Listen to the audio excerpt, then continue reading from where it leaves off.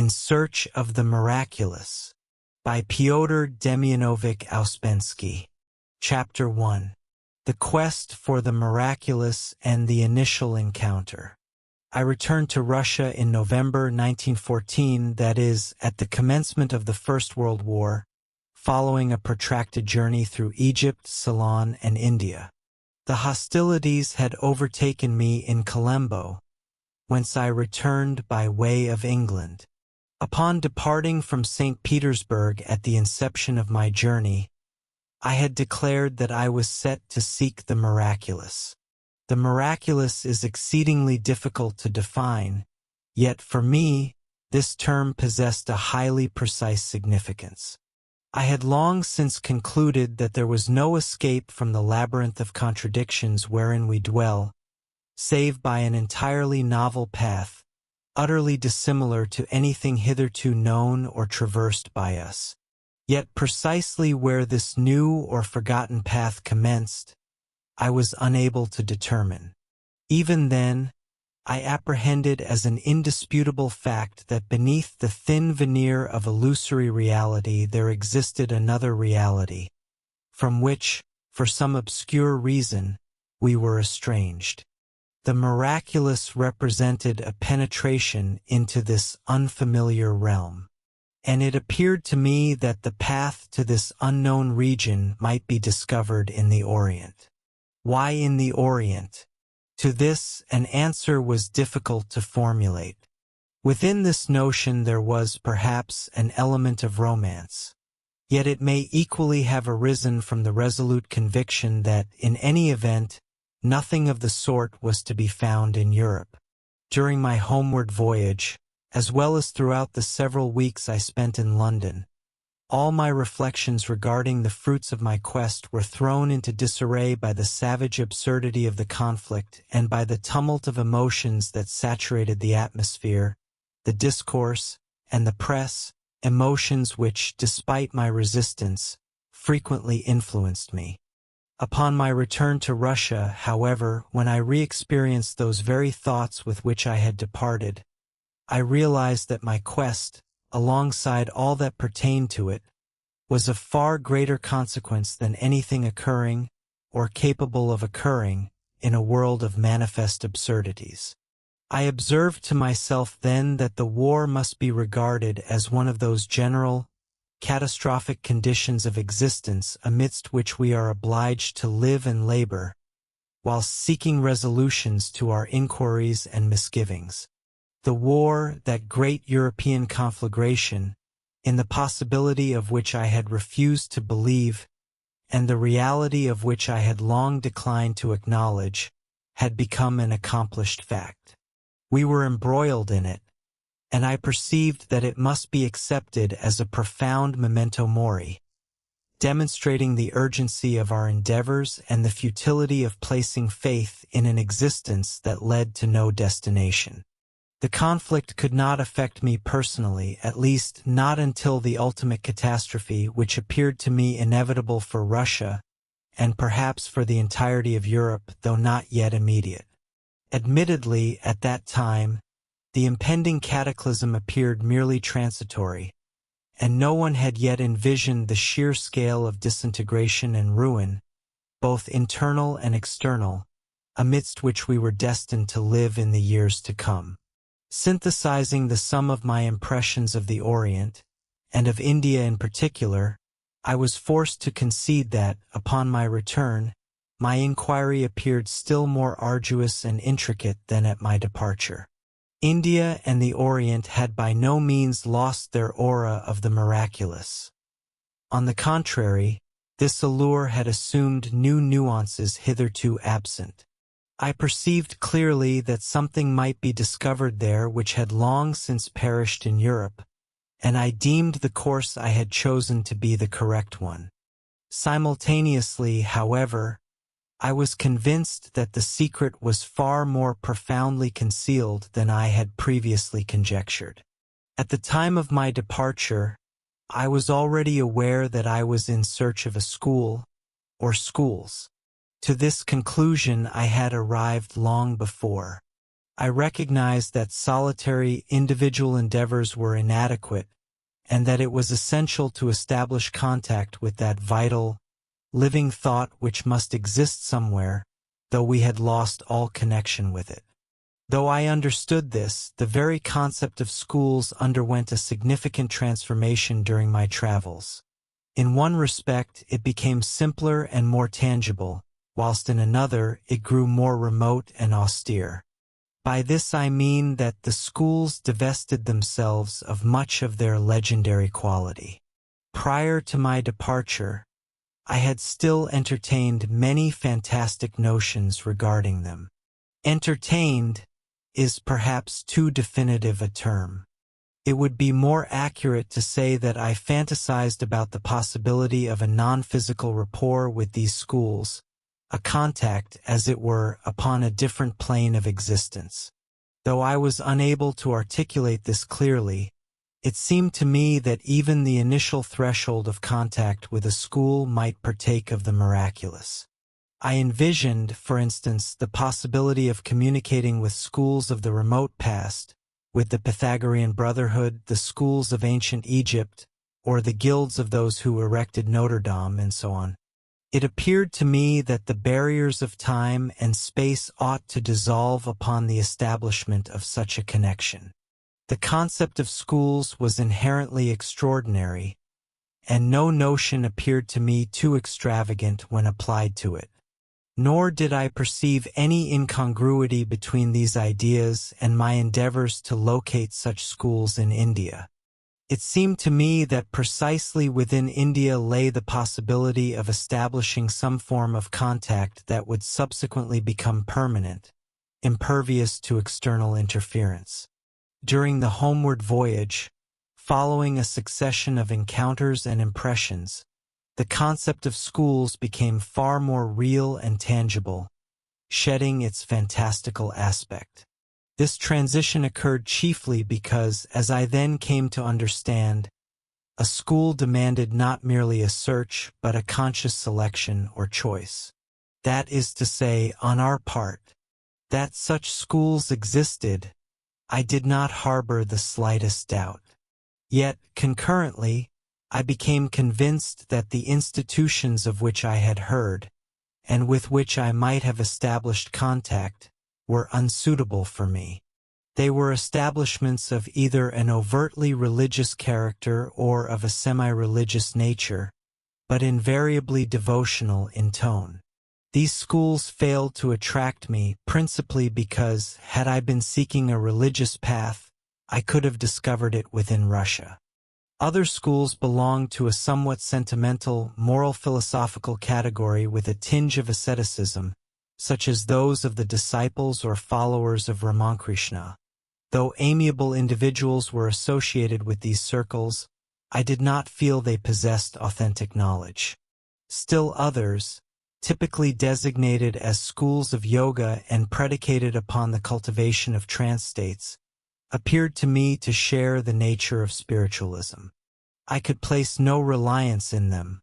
All their achievements seemed to be either self-delusion or what orthodox mystics termed spiritual delusion, or allurement. There existed yet another type of school, with which I was unable to establish contact, and of which I had only heard report. These schools promised much, but they likewise demanded a great deal. They required everything immediately. It would have been necessary to remain indefinitely in India, abandoning all thoughts of returning to Europe, renouncing my own ideas, aims, and designs, in order to proceed along a path of which I could know nothing beforehand. These schools interested me profoundly, and those individuals who had been in contact with them, and who spoke of them to me, were markedly distinguished from the ordinary run of men. Nevertheless, it seemed to me that there must exist schools of a more rational character, and that a man possessed the right, up to a certain juncture, to know whither he was proceeding. Simultaneously, I arrived at the conclusion that, irrespective of their nomenclature, be it occult, esoteric, or yogic, such schools must exist upon the ordinary physical plane, precisely like any other institution of learning, whether of painting, of dance, or of medicine. I realized that the conception of schools existing on another plane was merely a symptom of weakness, wherein dreams usurped the place of genuine search. And I understood then that such fantasies constituted one of the primary obstacles on our potential path toward the miraculous. En route to India, I had formulated plans for subsequent journeys. On this occasion, I desired to begin with the Islamic East, principally Russian Central Asia and Persia. But none of this was destined to come to fruition. From London, by way of Norway, Sweden, and Finland, I arrived in St. Petersburg, already rechristened Petrograd, and teeming with speculation and patriotic fervor. Shortly thereafter, I journeyed to Moscow and commenced editorial work for the newspaper to which I had corresponded from India. I remained there for approximately 6 weeks, during which time a minor incident occurred that would ultimately bear a significant connection to subsequent events. One day in the editorial offices, whilst preparing the forthcoming issue, I happened upon a notice regarding the scenario of a ballet, The Struggle of the Magicians, which was attributed, so the text claimed, to a certain Hindu. The setting of the ballet was to be India, promising a comprehensive depiction of Eastern mysticism, including the miracles of fakirs, sacred dances, and similar phenomena. Although the excessively frivolous tone of the paragraph displeased me, the rarity of Hindu authors of ballet scenarios in Moscow prompted me to excise the piece and insert it into my own publication, appending a brief editorial note to the effect that the production would feature everything absent from the actual India, yet which travelers journey thither expecting to behold. Shortly after this, owing to various circumstances, I severed my connection with the newspaper and departed for Petersburg. There, during February and March of 1915, I delivered a series of public lectures regarding my travels in India. These discourses were entitled In Search of the Miraculous and the Problems of Death. In these lectures, intended as an introduction to a book I contemplated writing on my travels, I asserted that the miraculous in India was sought in the wrong quarters, that conventional approaches were entirely futile, and that India preserved her secrets far more securely than was commonly assumed. Nevertheless, I maintained that the miraculous did indeed exist there, heralded by numerous phenomena which observers bypassed, failing to comprehend their esoteric significance or lacking the knowledge of how to approach them. Once again, my thoughts were directed toward esoteric schools. Notwithstanding the ongoing war, my lectures aroused considerable public interest. On each occasion, an audience exceeding 1,000 gathered in the Alexandrovsky Hall of the Petersburg Town Duma. I received voluminous correspondence and numerous visitors, which led me to perceive that, upon the foundation of a quest for the miraculous, it might be possible to unite a vast number of individuals who could no longer tolerate the conventional falsehoods of contemporary life and existence. Following the Easter season, I traveled to Moscow to deliver these same lectures. Among the acquaintances I made during this period were 2 individuals, a musician and a sculptor, who shortly began to describe to me a certain circle in Moscow. This group, engaged in various occult investigations and experiments, was directed by a certain Gurdjieff, a Caucasian Greek. He was, as I soon surmised, the very Hindu associated with the ballet scenario I had encountered in the newspaper some 3 or 4 months prior. I must confess that the accounts given by these 2 individuals concerning the group and its activities, characterized as they were by various self-induced wonders, held little appeal for me. I had encountered identical narratives on numerous occasions and had consequently formulated a decisive opinion regarding them. There were the familiar tales of ladies who suddenly perceive disembodied eyes hovering in their chambers, which hold them spellbound and whom they follow through the streets, arriving ultimately at the residence of a certain Eastern gentleman to whom the eyes belong, or of individuals who, in the presence of this same Eastern figure, suddenly feel themselves completely transparent, as though he perceives their innermost feelings, thoughts, and desires. They experience a peculiar paralysis of the limbs, rendering them immobile, and subsequently fall so utterly under his dominion that he can compel them to execute his every whim, even from a distance. To me, these and similar accounts had always appeared to be nothing more than poorly constructed fiction. Individuals fabricate miracles for themselves, conjuring precisely what is expected of them. It represents a conflation of superstition, autosuggestion, and flawed ratiocination. Furthermore, my observations suggest that such tales never emerge without a degree of complicity on the part of the very figures to whom they are attributed. Consequently, in the light of my prior experiences, it was only through the persistent importunities of one of my new acquaintances, M., that I finally consented to meet Gurdjieff and engage in conversation with him. Our initial meeting entirely transformed my estimation of him and of what I might expect from his acquaintance. I retain a vivid recollection of this encounter. We convened at a small cafe situated on a bustling, though not central, street. I beheld a gentleman of Eastern appearance, of mature years, possessing a black mustache and piercing eyes, who immediately astonished me by appearing to be in disguise, completely discordant with the venue and its atmosphere. My mind was yet saturated with impressions of the Orient, and this individual, whose countenance evoked that of an Indian Raja or an Arab sheikh, whom I could readily envision clad in a white burnous or a gilded turban, sat in this modest cafe frequented by petty traders and commission agents, wearing a black overcoat with a velvet collar and a black bowler hat. He produced a strange, unexpected, and almost disquieting impression of a poorly disguised man, whose appearance embarrasses the observer because, while it is obvious he is not what he purports to be, one feels obliged to speak and act as though the discrepancy went unnoticed. He spoke Russian ungrammatically with a pronounced Caucasian accent.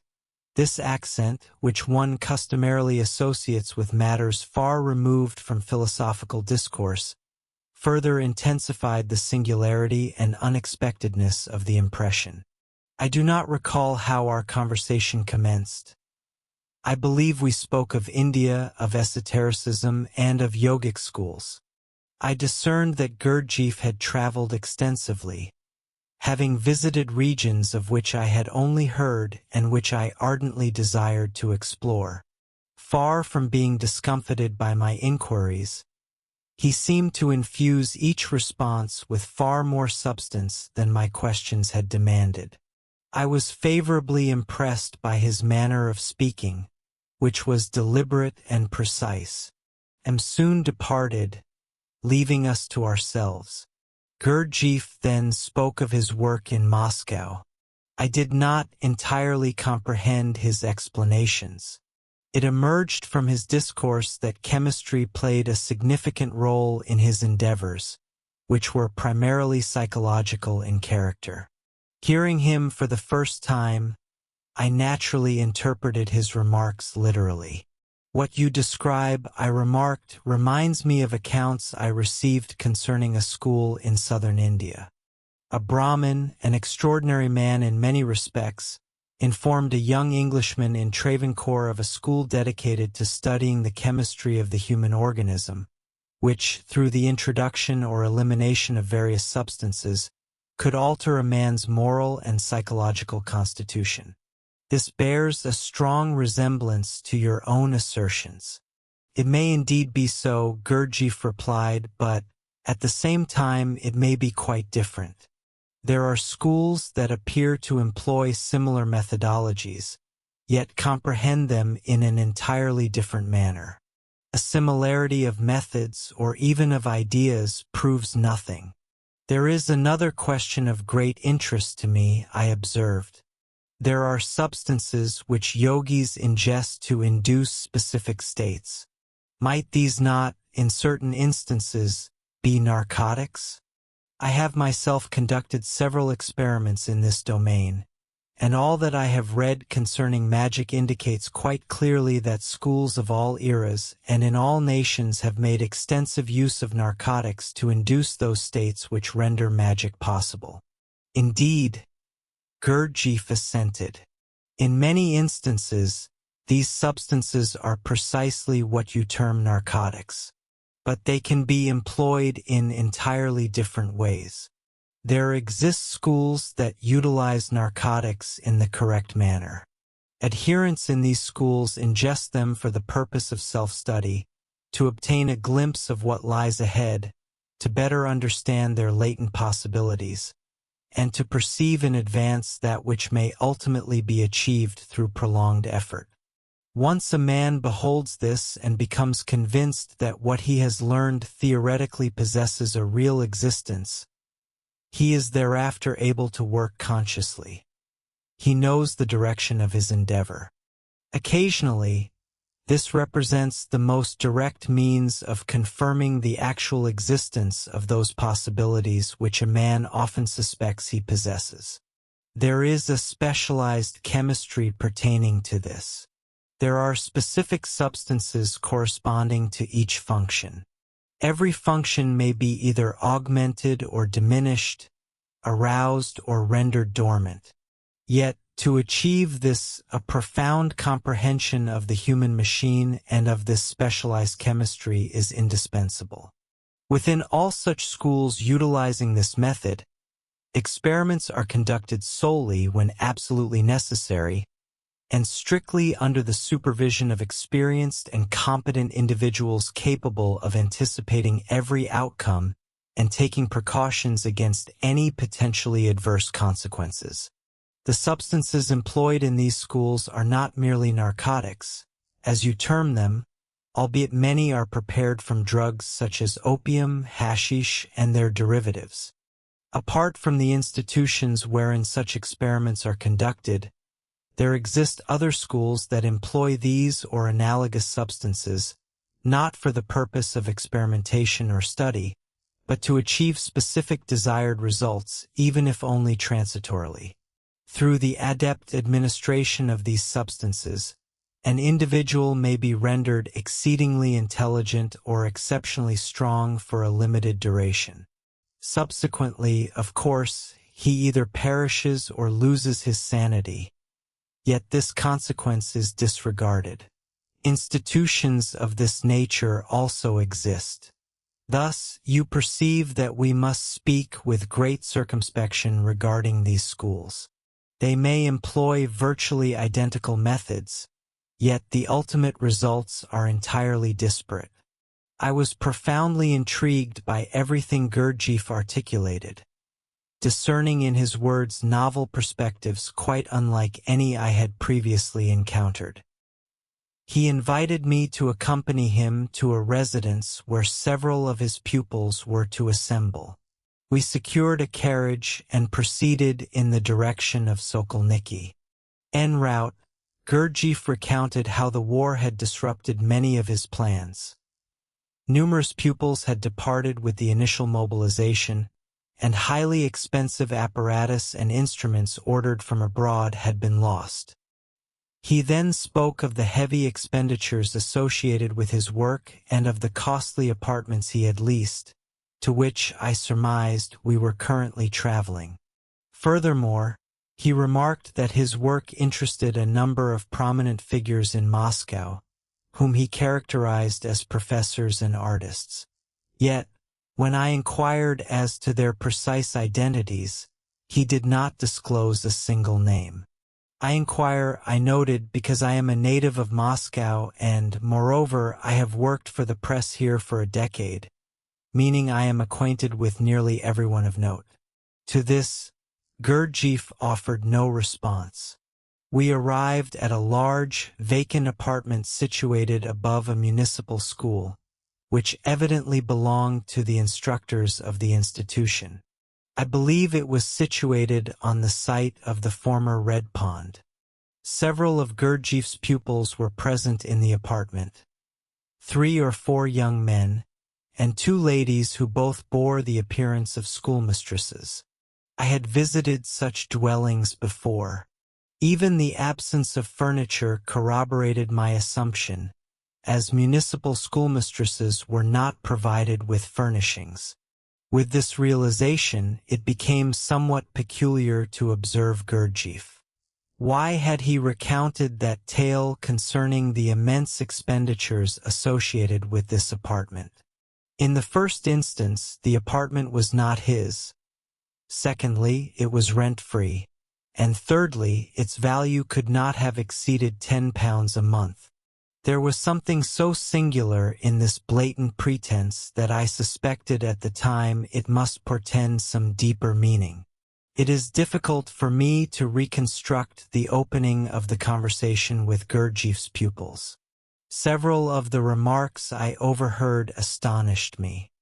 I endeavored to ascertain the nature of their work, but they offered no direct answers, relying instead on a strange and, to me, unintelligible terminology. They proposed reading the opening chapter of a narrative written, so I was informed, by one of Gurdjieff's pupils who was absent from Moscow at the time. Naturally, I assented, and one of their number commenced reading aloud from a manuscript. The author described his initial encounter and subsequent acquaintance with Gurdjieff. My attention was arrested by the fact that the narrative commenced with the author happening upon the very same advertisement for the ballet, The Struggle of the Magicians, which I myself had observed in the Voice of Moscow during the winter. Furthermore, and this pleased me greatly as I had anticipated it, upon their first meeting, the author undoubtedly felt that Gurdjieff had placed him, as it were, upon the palm of his hand, weighed him, and returned him to his place.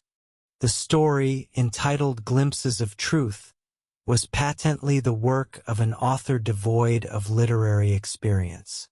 Nevertheless, it produced a distinct impression, containing as it did intimations of a system in which I sensed something deeply intriguing, though I could neither name nor formulate it, alongside highly unusual and unexpected concepts regarding art that resonated strongly with me. I subsequently learned that the author of the narrative was entirely fictitious, and that the text had been initiated by 2 of Gurdjieff's pupils present at the reading, with the objective of expounding his ideas in a literary guise. Later still, I was informed that the concept of the story had originated with Gurdjieff himself. The reading of what constituted the first chapter concluded at this juncture. Gurdjieff listened with close attention throughout. He sat upon a sofa, one leg tucked beneath him, drinking black coffee from a tumbler, smoking, and occasionally glancing in my direction. I was drawn to his movements, which possessed a remarkable feline grace and poise. Even in his silence, there was a quality that distinguished him from those around him. I felt that I should have preferred to meet him not in Moscow, nor in this apartment, but in one of those locales from which I had so recently returned, within the courtyard of a Cairo mosque, amidst the ruined cities of Ceylon, or in one of the temples of southern India, Tanjore, Trichinopoly, or Madura. Well, how do you like the story?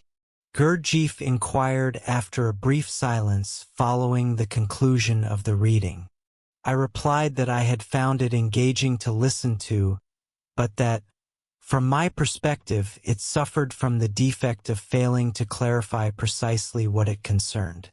While the narrative described a profound impression made upon the author by a doctrine he had encountered, it failed to convey any adequate conception of the doctrine itself.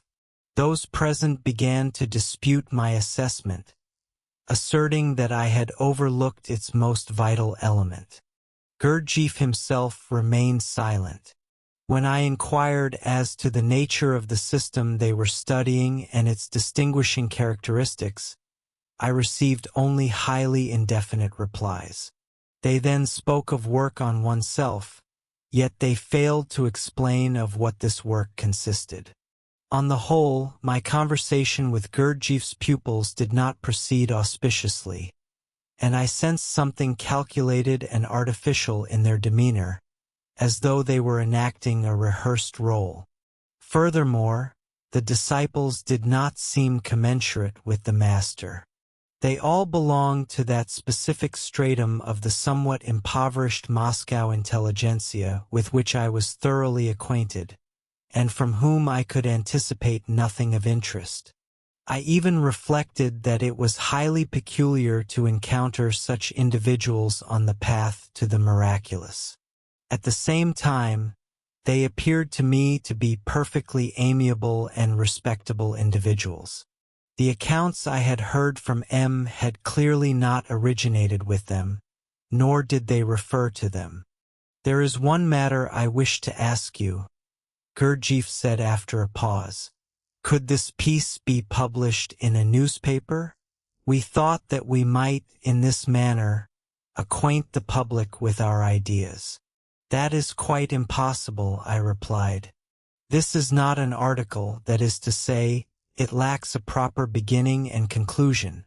It is merely the opening of a narrative and far too lengthy for a newspaper. You see, we measure material by the line. The reading occupied 2 hours, which equates to approximately 3,000 lines. You are aware of what we term a feuilleton in the press. An ordinary feuilleton consists of roughly 300 lines. Thus, this segment of the story would require 10 installments. In the Moscow press, a serialized feuilleton is never printed more than once a week, meaning it would span 10 weeks, and all for the conversation of a single night. If it can be published at all, it would only be in a monthly literary journal, yet I know of none suitable for such a purpose at present. Moreover, in such a case, they would demand the entire manuscript before rendering a decision. Gurdjieff offered no reply, and the conversation concluded there. Yet, in Gurdjieff himself, I immediately sensed something extraordinary, and over the course of the evening, this impression was only reinforced. Upon taking my leave of him, the realization flashed through my mind that I must immediately, without the slightest delay, arrange a subsequent meeting. Should I fail to do so, I risked severing all connection with him. I inquired whether it might be possible to meet once more prior to my departure for Petersburg. He informed me that he would be present at the same café on the following day, at the identical hour. I departed in the company of one of the young men. I felt singularly disoriented. The lengthy reading, of which I had understood so little, the individuals who left my inquiries unanswered, and Gurdjieff himself, with his idiosyncratic manner and his palpable influence over his disciples, all combined to produce within me an unexpected urge to laugh, to shout, to sing, as though I had just escaped from school or some peculiar confinement. I felt a desire to impart my impressions to my companion, to jest about Gurdjieff and the somewhat tedious and pretentious narrative. I immediately envisioned myself recounting the entire affair to some of my friends. Fortunately, I restrained myself in time. I realized that he might immediately telephone them, for they were all friends. Consequently, I endeavored to maintain my composure. In complete silence, we boarded the tramcar and traveled toward the center of Moscow. Following a somewhat protracted journey, we arrived at Okotny Nad, near where I was residing, and after a silent exchange of farewells, we parted. I returned to the café where I had met Gurdjieff on the following day, the day after that, and indeed every day thereafter. Throughout the week of my sojourn in Moscow, I met with Gurdjieff daily. It soon became abundantly clear to me that he possessed profound knowledge of the very matters I wished to understand. Among other matters, he elucidated certain phenomena I had encountered in India, which no one had been capable of explaining to me, either at the time or subsequently. In his explanations, I detected the authority of a specialist, a highly refined analysis of facts, and an underlying system, one that I could not yet grasp, but the presence of which I already sensed, because his elucidations prompted me to reflect not only upon the specific facts under discussion, but also upon numerous other observations and conjectures of my own. I did not meet with Gurdjieff's group again. Concerning himself, Gurdjieff spoke but little. On one or two occasions he made mention of his travels in the East. I was eager to ascertain precisely where he had traveled, but this I was unable to determine with any precision. Regarding his activities in Moscow, Gurdjieff stated that he directed two groups, entirely independent of one another, which engaged in different work according to the state of their preparation and their capacities, as he phrased it. Each member of these groups contributed 1,000 rubles annually, which permitted them to work with him while continuing to pursue their customary daily endeavors. I remarked that, in my estimation, 1,000 rubles a year might prove a prohibitive sum for many individuals who lacked independent means. Gurdjieff replied that no other arrangement was feasible, as the very nature of the work precluded him from instructing a large number of pupils. Furthermore, he did not wish, nor ought he, a point he emphasized, to expend his personal funds on the organization of this work. His work was not, and could not be, of a philanthropic nature. The pupils themselves were expected to secure the necessary funds to rent apartments for their meetings, conduct experiments, and the like. In addition, he noted that experience demonstrated that those who proved weak in ordinary life invariably showed themselves weak in the work. There are several dimensions to this concept, Gurdjieff remarked. An individual's work may entail expenses, travel, and various other demands. If his life is so poorly structured that 1,000 rubles presents an embarrassment, it would be preferable for him not to embark upon this undertaking. Should his work require him, in the course of the year, to travel to Cairo or elsewhere, he must possess the resources to do so. By means of this requirement, we ascertain whether he is capable of working with us or not. Moreover, Gurdjieff continued, my leisure is far too limited for me to sacrifice it for others without even the certainty that it will prove beneficial to them. I value my time immensely as I require it for my own research, and because I cannot and, as previously stated, do not wish to squander it unproductively. There is also another aspect to this matter, said Gurdjieff. Individuals do not appreciate that for which they do not pay. I listened to this with a singular sensation. On one hand, I was pleased by all that Gurdjieff said. I was drawn to the total absence of sentimentality, of conventional platitudes regarding altruism, and of grandiloquent language concerning laboring for the welfare of humanity. On the other hand, I was surprised by Gurdjieff's apparent desire to persuade me on the subject of financial contributions when I required no such persuasion. If there was any point on which I demurred, it was merely whether Gurdjieff would succeed in securing sufficient funds by the method he described. I recognized that none of the pupils I had encountered would be in a position to afford 1,000 rubles annually. If he had indeed discovered in the East discernible and tangible vestiges of esoteric knowledge and was pursuing investigations along those lines, it was evident that such work required funding, precisely like any other scientific endeavor, be it an expedition into uncharted territories, the excavation of an ancient metropolis, or a research project necessitating complex and extensive physical or chemical experiments. It was entirely superfluous to convince me of this. On the contrary, the thought had already occurred to me that, should Gurdjieff afford me the opportunity to become more closely acquainted with his activities, I might well be able to secure the funds necessary to establish his work upon a sound foundation, and also to introduce him to individuals of greater readiness.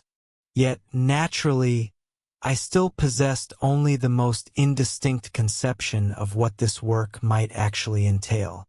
Without stating it explicitly, Gurdjieff intimated that he would accept me as one of his pupils should I express such a desire. I informed him that the principal obstacle on my part was my inability, at present, to remain in Moscow, owing to an agreement I had concluded with a publisher in Petersburg, where I was preparing several volumes for publication. Gurdjieff mentioned that he occasionally visited Petersburg, and he promised to travel there shortly and apprise me of his arrival. But were I to join your group, I remarked to Gurdjieff, I should be confronted with a highly problematic dilemma. I do not know whether you demand a pledge of secrecy from your pupils regarding what they learn from you, but I could offer no such promise. On 2 prior occasions in my life, I have had the opportunity to join groups engaged in work which appeared, at least by description, to be similar to your own, and which greatly interested me at the time. Yet in both instances, affiliation would have required my consent or a solemn promise to keep secret everything I might discover there. And I declined in both cases because, above all else, I am a writer, and I demand absolute freedom to determine for myself what I shall and shall not write. Were I to promise to maintain secrecy regarding what is imparted to me, it would subsequently prove exceedingly difficult to distinguish that which had been told to me from that which arose in my own mind, whether in connection with it or independently. For instance, though I as yet know very little of your ideas, I am certain that when we begin our discussions, we shall rapidly arrive at questions of time and space, of higher dimensions, and the like. These are subjects upon which I have already labored for many years. I have no doubt whatsoever that they must occupy a prominent place in your system. Gurdjieff nodded in assent. Thus, you see, if we were to converse under a pledge of secrecy, then, following our very first discussion, I should no longer know what I was permitted to write and what I was not. But what are your own views on the matter? Gurdjieff inquired. One must not speak too freely. There are matters reserved solely for disciples. I could accept such a condition only on a temporary basis, I replied. Naturally, it would be preposterous were I to begin writing immediately about what I learned from you. Yet if, in principle, you do not desire to shroud your ideas in secrecy, but care only that they should not be transmitted in a distorted manner, then I could readily accept such a condition and wait until I possessed a more profound understanding of your teaching. I once encountered a circle of individuals engaged in diverse scientific experiments on an extensive scale. They made no secret of their endeavors. However, they imposed the condition that no one should have the right to speak of or describe any experiment unless he was capable of executing it himself. Until he was able to replicate the experiment himself, he was obliged to remain silent. There could be no superior formulation, remarked Gurdjieff, and if you adhere to such a rule, this question will never arise between us. Are there any conditions for joining your group? I inquired. And is a man who joins bound to it and to you? In other words, I wish to know whether he is free to depart and abandon your work, or does he assume definite obligations? And how do you act toward him if he fails to fulfill his obligations? There are no conditions of any kind, Gurdjieff replied, "Nor can there be any. Our premise is that man does not know himself, that he is not, that is to say, he is not what he could be and what he ought to be. For this reason, he is incapable of entering into agreements or assuming any obligations. He can decide nothing with regard to the future. Today he is one individual and tomorrow another. He is in no manner bound to us, and should he so desire, he may at any moment abandon the work and depart. No obligations of any kind exist, either in our relationship to him or in his to us. If he wishes, he may study. He will be required to study for a prolonged period and to labor extensively upon himself. Once he has acquired sufficient knowledge, the matter changes. He will discern for himself whether he finds our work congenial or not. If he so desires, he may work with us. If not, he is free to depart. Until that moment, he remains entirely free. If he chooses to remain thereafter, he will be in a position to make decisions or arrangements for the future. Consider, for example, a single point. A situation may arise, not, of course, at the outset, but at a later stage, wherein a man must preserve secrecy, if only temporarily, concerning something he has learned.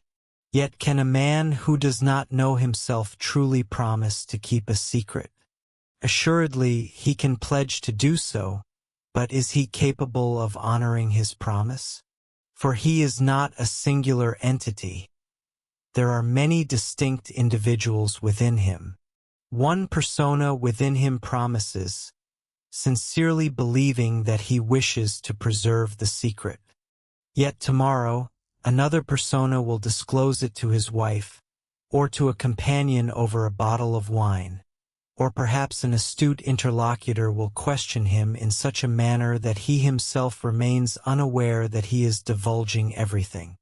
Ultimately, he might be hypnotized, or suddenly startled and intimidated by shouting, whereupon he will comply with any demand.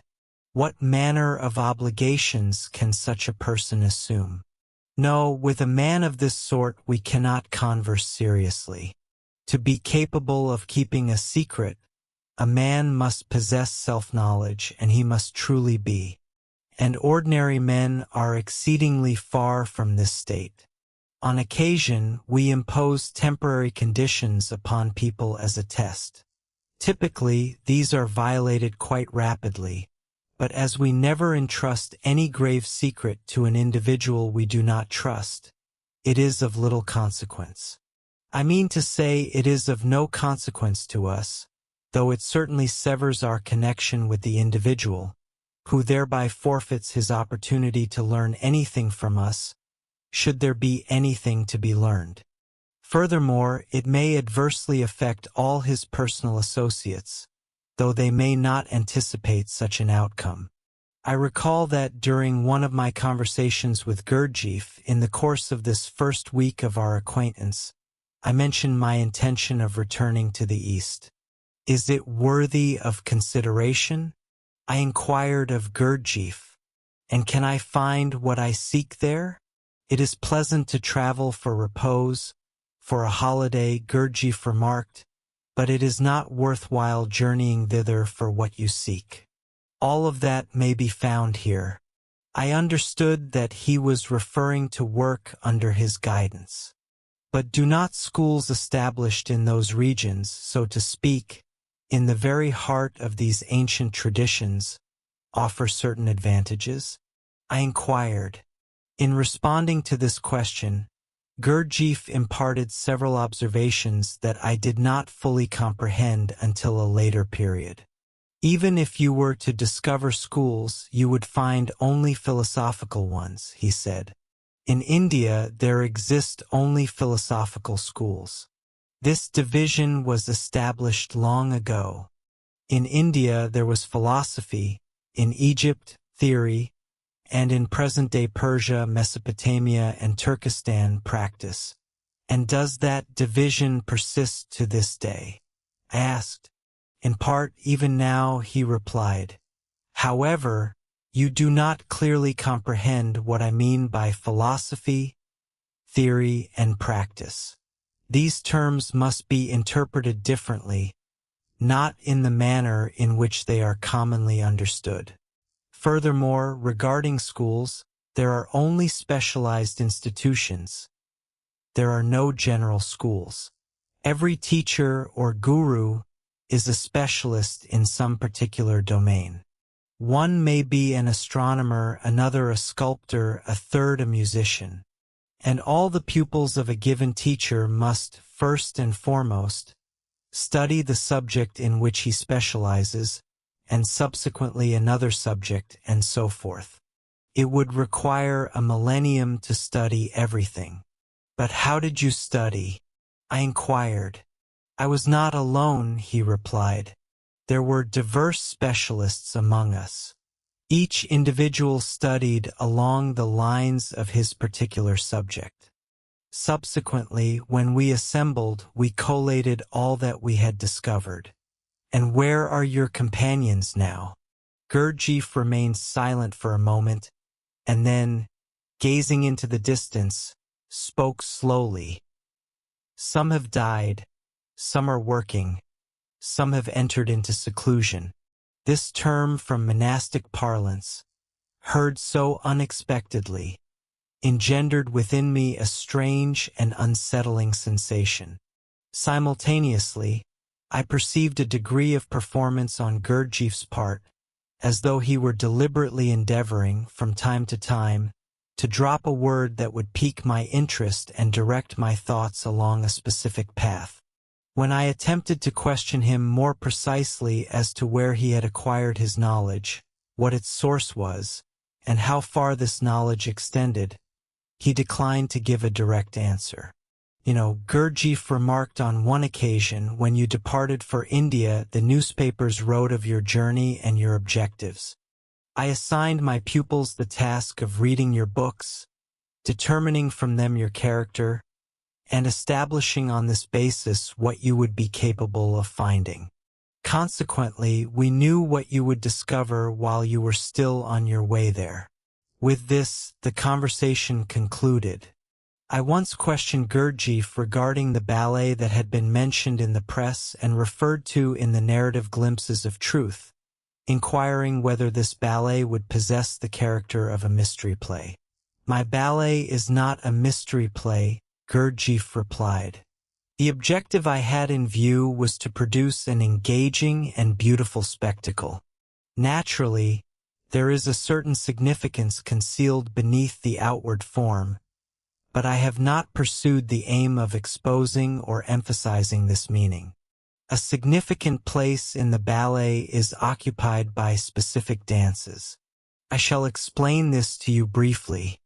Imagine that, in the study of the movements of the celestial bodies, let us say the planets of the solar system, a specialized mechanism is constructed to provide a visual representation of the laws governing these movements and to remind us of them. In this mechanism, each planet, represented by a sphere of appropriate dimensions, is situated at a specific distance from a central sphere representing the Sun. The mechanism is set in motion, and all the spheres begin to rotate and move along prescribed trajectories, visually reproducing the laws that govern planetary motion. This mechanism recalls to mind all that you know concerning the solar system. There is an analogous element in the rhythm of certain dances. In the strictly defined movements and combinations of the dancers, certain laws are visually reproduced which are intelligible to those acquainted with them. Such dances are termed sacred dances. In the course of my travels in the East, I have on numerous occasions witnessed such dances performed during sacred services in various ancient temples. Several of these dances are reproduced in the struggle of the magicians. Furthermore, three fundamental concepts lie at the foundation of the struggle of the magicians. Yet, Should I present this ballet upon a conventional stage, the public will fail utterly to comprehend these principles. I gathered from his subsequent remarks that this work would not constitute a ballet in the strict sense of the term, but rather a sequence of dramatic and mimetic scenes bound by a cohesive narrative, accompanied by music and interspersed with songs and dances. The most fitting designation for these scenes would be a revue, albeit entirely devoid of any comedic element. This ballet or revue was to be entitled The Struggle of the Magicians. The principal scenes depicted the respective schools of a black magician and a white magician, featuring the exercises of the disciples of both institutions and the eventual conflict between the two schools. The drama was to unfold against the backdrop of an Eastern metropolis, interspersed with sacred dances, dervish dances, and sundry national dances of the Orient, were all to be interwoven with a romantic narrative that itself possessed an allegorical significance. I was especially intrigued when Gurdjieff remarked that the identical performers would be required to enact and dance within both the domain of the white magician and that of the black magician, and that their very persons and gestures were to appear graceful and beautiful in the former scene, yet grotesque and discordant in the latter.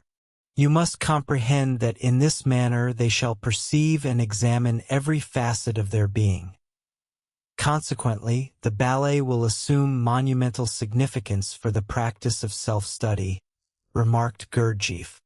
I understood this far from clearly at the time, but I was struck by a manifest incongruity. In the public announcement I observed in the press, it was reported that your ballet would be mounted in Moscow and that several celebrated ballet dancers would participate. How do you reconcile this with the concept of self-study? I inquired. They will surely not perform and dance for the purpose of self-examination. All of this remains far from determined, said Gurdjieff. Furthermore, the author of the announcement you perused was inadequately informed. The reality may prove entirely different. Nonetheless, those participating in the ballet will inevitably perceive their own nature, whether they wish to or not.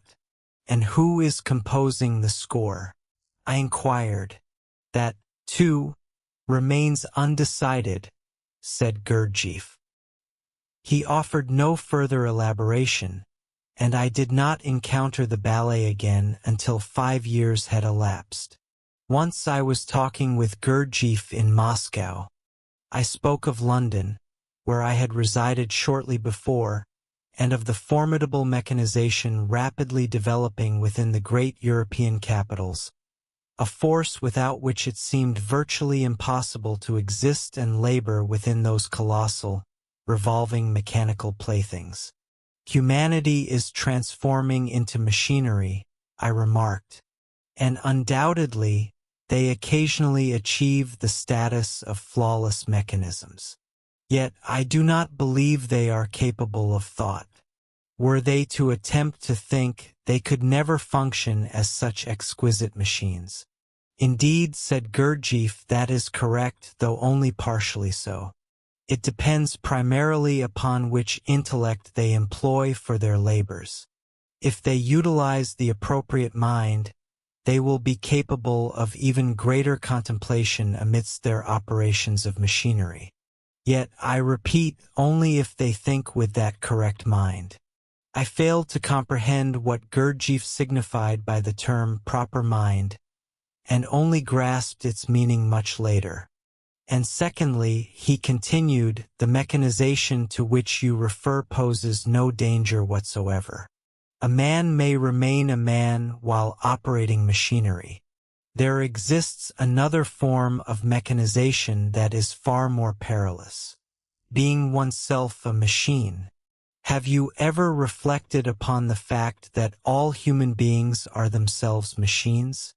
Indeed, I replied, from a rigorously scientific perspective, all men are machines governed by external stimuli. The question remains, however, whether this scientific viewpoint can be accepted in its entirety. Whether it be scientific or otherwise is of no consequence to me, said Gurdjieff. I desire only. Do you want access to this and all the complete audiobooks on the channel, plus the ebook version? Click the link in the description or scan the QR code in the left corner of the screen to access our library, where you can listen to your favorite esoteric books without ad interruptions, lock your screen, or use other apps while the narration plays, and even download the ebook version to follow along as you listen. Listen on your computer via web browser, or download the app from the Play Store.